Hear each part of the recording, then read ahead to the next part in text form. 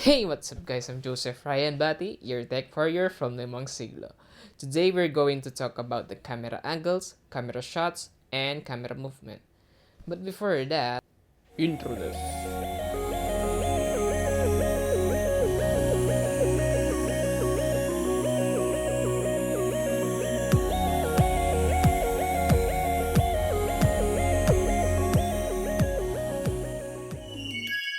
Planning your shot before going on the set is much better than just get your camera, then hit the record button, and pray that everything is going to be daijoubu desu. But before we start, I would like to say that these are all based on your experience from the interviews and documentaries.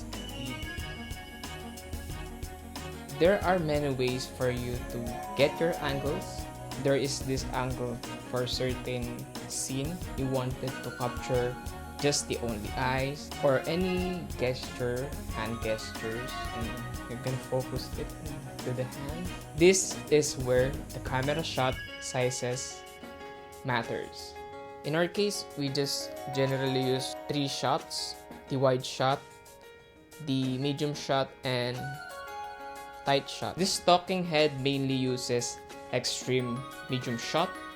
It's just on the chest part, but let's explain that further later on. Now, these are the types of camera shot sizes: extreme wide shot, long shot or the wide shot, medium long shot or the medium wide shot, medium shot, medium close-up shot, and the extreme close-up shot. Just like what I've said, we generally use 3 angles, which is the wide shot, medium shot, and the tight shot. Some of these are quite confusing, like the extreme wide shot and the long shot. They are relatively just the same, on a sense, like it is usually extreme wide shot are usually used for establishing a scene or place, but you can still include your subject in it, but will appear smaller. So it isn't that much recommended to do this unless you show a medium shot or a pullback medium shot, just like this. Then next is we have the medium shot. From this, you'll notice that our frame is getting smaller. Medium shot shows part of the subject in more detail. A medium shot usually frames them from above until the waist. Then the next is medium close up. Usually on medium close up is a close up that is from the top until the chest part.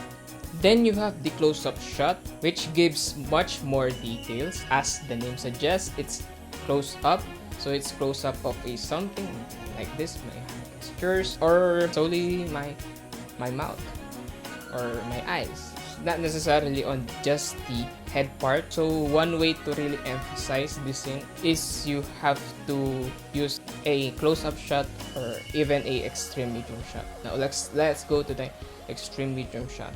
Extreme medium shot is much more emphasizing the scene by getting much closer than the close-up. If you do feel that the close-up shot is not enough, then you have the extreme medium shot. It's like similar on like if you wanted to go macro, yeah, it's really gonna emphasize what you wanted to portray or wanted to visually tell. Camera shot sizes, if you notice, it's like being cut from bigger to smaller shots. Now let's go to the camera angles.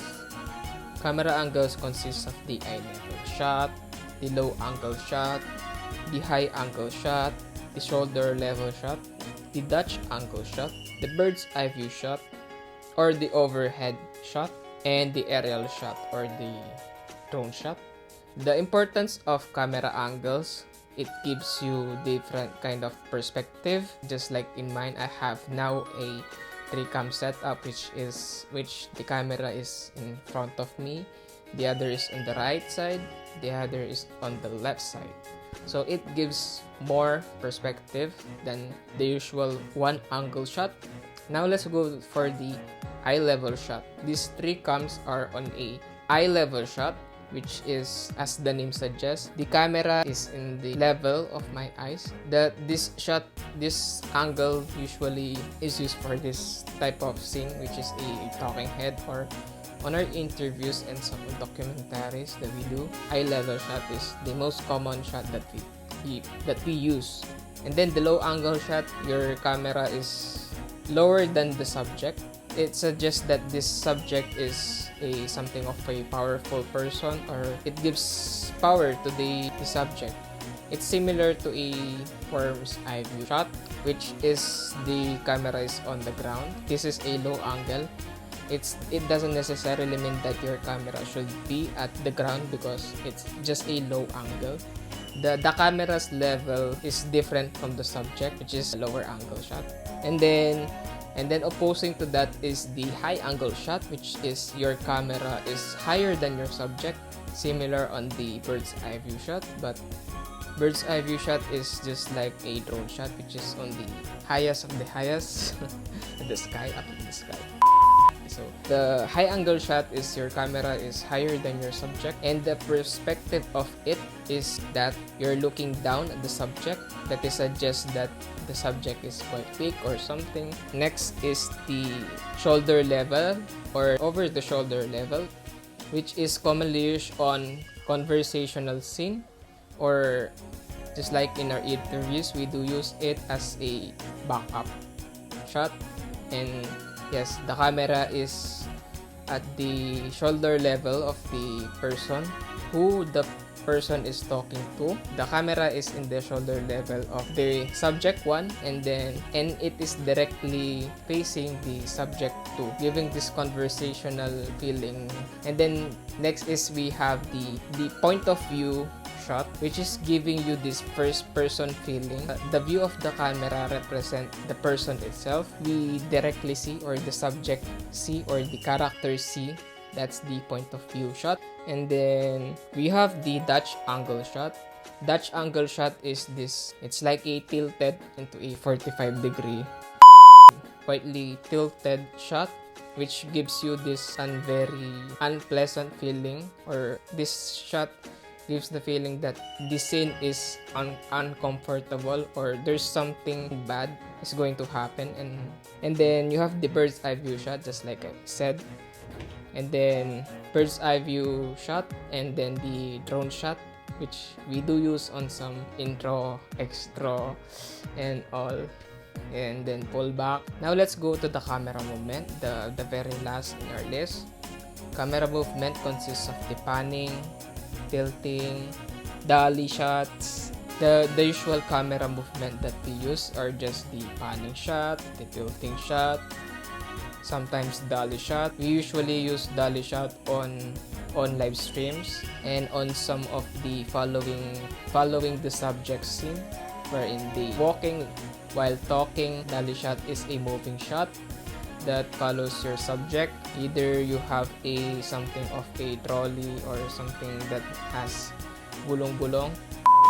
Well, that's the tracking shot. Tracking shot is basically used with a device that allows you to go from left to right. A device that allows you to move at ease, that eliminates the vibration or the shakiness by using a gimbals or some other tracking device. Then track.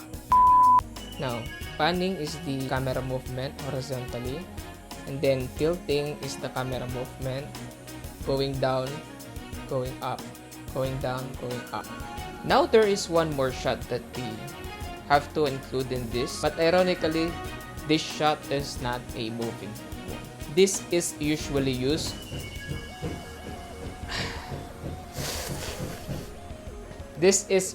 used on talking heads like this, or on interviews, which requires your camera to stay put on a tripod and just let it happen, let it go, let it go, let it go. Just let things to happen within the frame.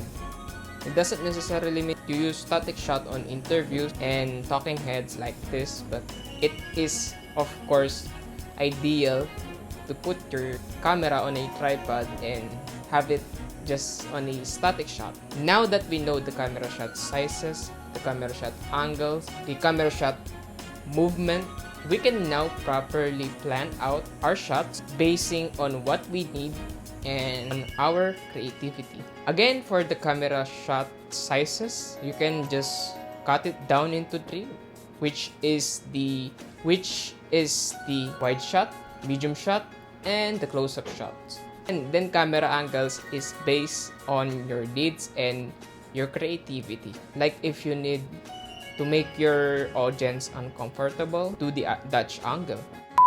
Lastly, on camera movement, your best friend in here is the tripod or a stabilizer like a gimbal or the dolly. Tripod is on static shots, panning, and tilting. And then on a moving shot, gimbal or dolly. But you can also just rely on just yourself. Do a handheld shot. This is Joseph Ryan, your tech warrior from Limang, Siglo, saying, study, study, study, and learn from your mistakes. Maximize what you have. Bing!